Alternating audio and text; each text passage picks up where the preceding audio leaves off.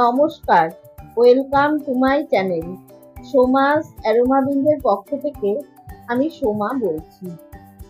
আজ আমি হাজির হয়েছি দুর্দান্ত স্বাদের গন্ধরাজ চিংড়ির ভাপার রেসিপি নিয়ে, যেটা গরম ভাতের সাথে খেতে দারুণ লাগে।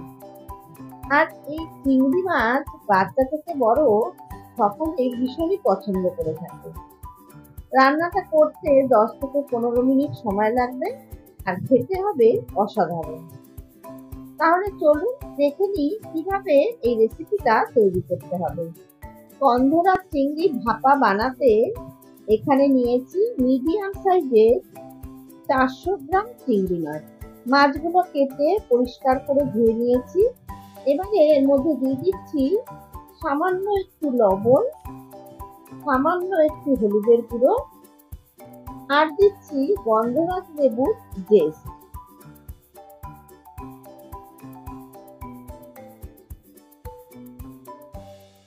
এবারে একটা চামচ দিয়ে লবণ, হলুদ আর গন্ধরাজ লেবুর জেস্ট চিংড়ি মাছের গায়ে ভালো করে মাখিয়ে নেব।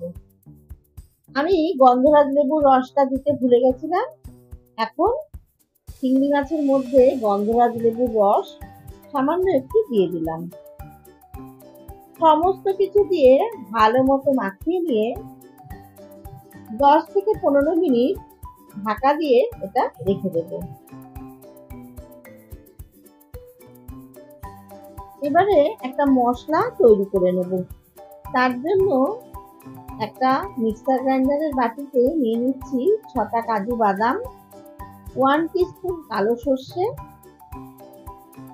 1 টিস্পুন সাদা সর্ষে, 1.5 টিস্পুন দিয়ে দিলাম সাদা তিল।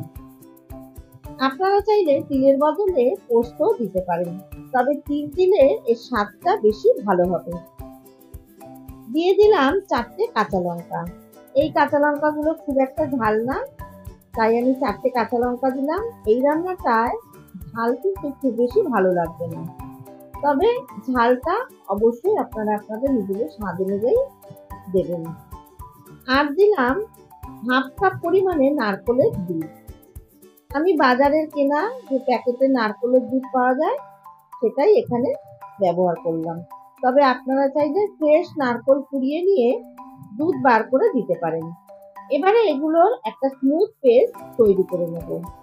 দেখুন, সমস্ত কিছু বেটে নিয়ে স্মুথ একটা পেস্ট আমি তৈরি করে নিয়েছি। এখানে একটা স্টিলের টিফিন বক্স নিয়ে নিয়েছি, তার মধ্যে বেটে রাখা মশলাটা ঢেলে দিলাম। তারপর দিলাম সামান্য একটু হলুদের গুঁড়ো। হলুদের গুঁড়ো কিন্তু খুব বেশি দেব না। এখানে আমি 1/4 টিস্পুনের মতন হলুদের গুঁড়ো দিলাম। আর দিলাম স্বাদ মতো লবণ। লবণটাও কিন্তু বুঝে দিতে হবে, আগে একবার ম্যারিনেশনের সময় লবণ দিয়েছি, কাজে সেই আন্দাজ করে কিন্তু লবণটা দেবেন। দিয়ে দিলাম 1 টেবিল স্পুন সর্ষের তেল। তেলের পরিমাণটাও কিন্তু খুবই কম দেবেন, যেহেতু নারকেলের দুধ আছে আর তারপরে তিল দিয়েছি, কাজে তেলের পরিমাণটা কিন্তু খুবই কম দিতে হবে। সমস্ত কিছু ভালো মতো মিশিয়ে নিয়ে দিয়ে দিলাম ম্যারিনেট করা চিংড়ি মাছগুলো। সমস্ত মশলার সাথে চিংড়ি মাছ ভালো মতো এখন মাখিয়ে নেব। আর এর মধ্যে কিন্তু আমি চিনি দিলাম না, তাহলে বেশি মিষ্টি মিষ্টি হয়ে যাবে, কারণ এর মধ্যে কাজু বাদামের একটা মিষ্টি স্বাদ আছে, তারপরে নারকেলের মিষ্টি, তাই এর মধ্যে মিষ্টি দেওয়ার কোনো প্রয়োজন নেই। সমস্ত মশলা দিয়ে মাছ ভালো মতো মাখানো হয়ে গেছে। এবারে উপর থেকে 4টে চেরা কাঁচা লঙ্কা দিয়ে দিলাম। আরো একটু গন্ধরাজ লেবুর জেস্ট উপর থেকে দিয়ে দিলাম, তাতে স্মেলটা খুব ভালো আসবে। এবারে ঢাকা দিয়ে টিফিন বক্সের মুখটা আটকে দিলাম। গ্যাসে একটা কড়াই বসিয়ে রেখেছি, তার মধ্যে টিফিন বক্সটা বসিয়ে পরিমাণ মতো জল দিয়ে দিলাম।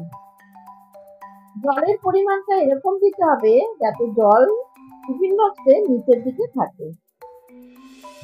এবারে ঢাকা দিয়ে ঠিক 15 মিনিট মিডিয়াম হিটে স্টিম হতে দেবে। 15 মিনিট পর গ্যাসের ফ্লেম অফ করে বক্সটা ঠান্ডা হতে দেবে।